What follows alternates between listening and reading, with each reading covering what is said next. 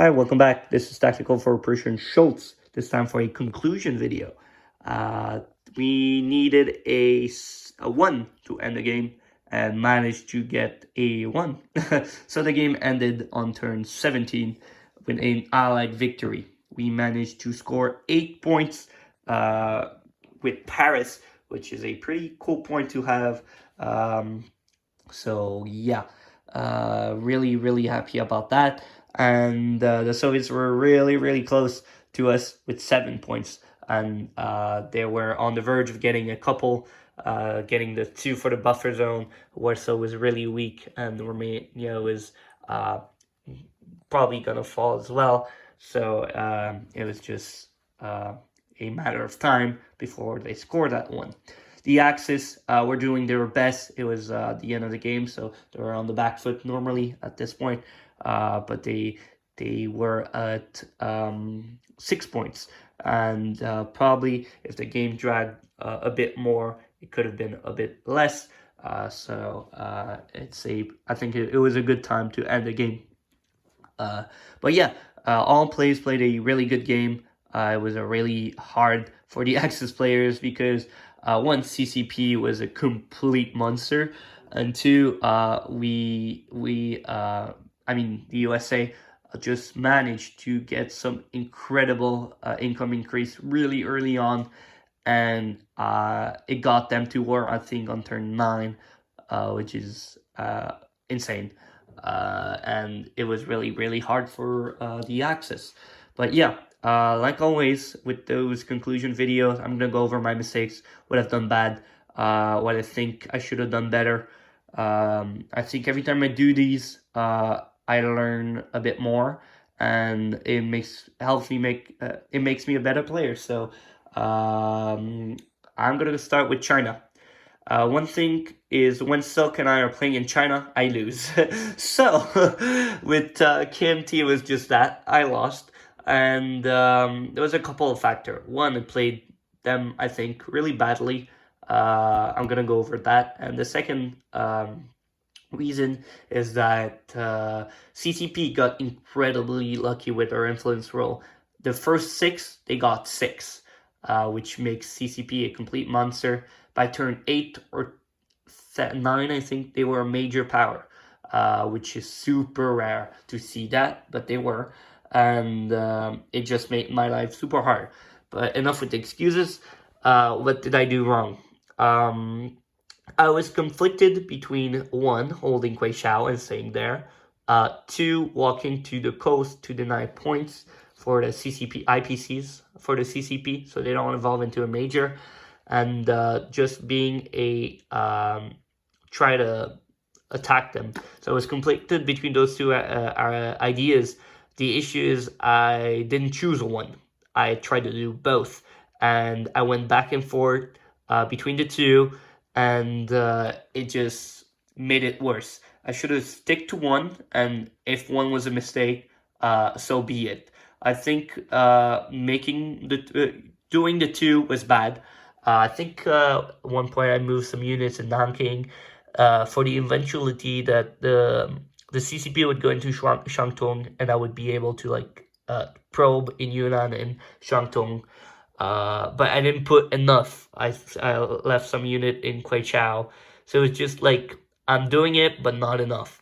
But because in my mind, I was so scared of Japan just going into China, because CCP was getting stronger and stronger. So it was like, but for sure they're going to go. But I was wrong. So it just made my plays really bad, and in the end, help CCP just be stronger. One other thing is once Japan declared war on the CCP, Yunnan, and Kwangtung, which was a 50% chance to be mine or his, both turned to CCP. So it was just bad at the end again. But yeah, So got a really good luck with CCP and played really well, and it just made my life miserable, but really fun dynamic to see. This CCP was also really tough for 5-star, who had a lot of issues to deal with. One, there was this CCP, and then there was this huge, right now here, not so huge, but it used to be huge, US Navy that just managed to kill the Japanese fleet, I think on P-15 or 14. So it just was basically after that a death sentence for Japan to just try to do their best, hold to the points, which they managed to do.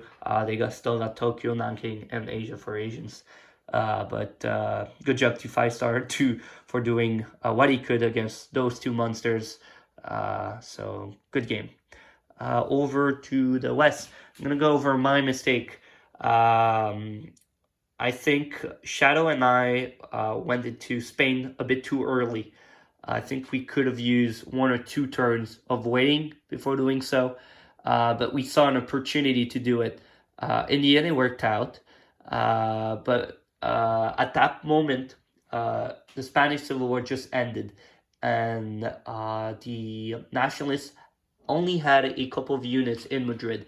So we saw the opportunity to land, take Madrid, deny the German points there, and then put some minor factories in Galicia and Leon and just be a menace to both Germany and Italy to try to protect our interests there.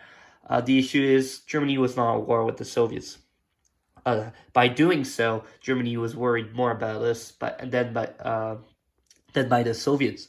So the Soviets never got invaded. So that was a mistake because Davvyk felt like, oh, we were the problem. If we held maybe a bit longer and didn't land in Spain, maybe Davvyk would have went into the Soviet Union, give them a tough time, and it was probably less risky for us to just to play a more passive game, not to be on really that aggressive. Because this play made us have to play aggressive because in the end, we were scared about the Soviets getting too many points, with CCP getting both their point for killing KMT and the major power, and the Soviets just having 60 income and no war with Germany was really scary for us. Oh, there you go. Really scary for us. So, yeah. Once again, Davvyk was in a tough spot of trying to deny us in Spain, and at the end try to defend its border from the Soviets. But yeah, Silk, brilliant as he is, did his he played a diplomatic game. Since he was not at war with Germany, he abused the fact and just sent a shitload of ships to the Italians, made our life miserable there, invaded Vichy, held Syria, turned the Vichy fleet to a German fleet, and just crumbled our dreams of a sun never setting on the British Empire. So this made us even more aggressive and try to spend all our income in Spain, try to take Paris, which we managed to do, luckily for us. But like we can see, the Soviets are here in Poland, East Poland. They have like 16 advanced mech, an army of 10 tanks, and they have like an army here in Bulgaria, Istanbul, with their air force, and Germany in between, in Poland, and Germany has nothing. So it was really a matter of time before Germany and the US merge on Germany, is that the word? Or pinch Germany till the end. Squeeze, yeah, all of them. You get it, the idea. But yeah, it was a really, really cool dynamic. It felt like a historical dynamic of just the Soviets and the Allies racing for points in the end to try to grab as much as they could and to be the winner in the end. We were really scared of the Soviets, and I think Silk was trying to do his best to just go the fastest he could, but it was a really, really cool power dynamic. And Italy, in the end, Davvyk gave us a lot of trouble. The Germans were in northern Algeria with a factory. There was a lot of German planes, like you can see here, 2 fighters, a strat, and two air transport. The DAC was here. They're hidden a bit. There it is. And we needed to put a lot of resources there. Basically, UK, the last 4 turns were just spending all their income there, trying to hold.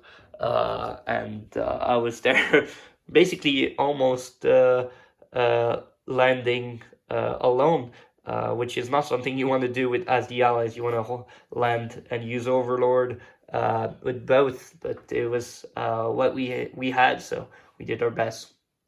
But in the end, it was a really cool game. Probably one of the best ones I've played because it was really tight. It was really stressful. The points were looking very shady. Not shady. It could have went both ways. That's what I mean.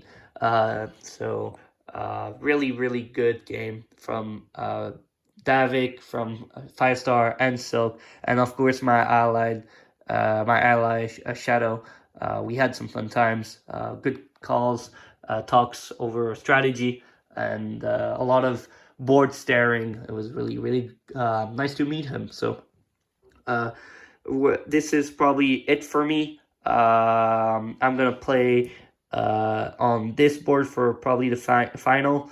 Try to set it up before it goes, but until Andromeda is done, probably it might be, we don't know. They're on turn 20, it could go a bit longer again, so we'll see how when their game ends. So thank you guys for watching, for those who followed the videos, and I want to say thank you to the players who played with me as well. Really cool. So bye guys.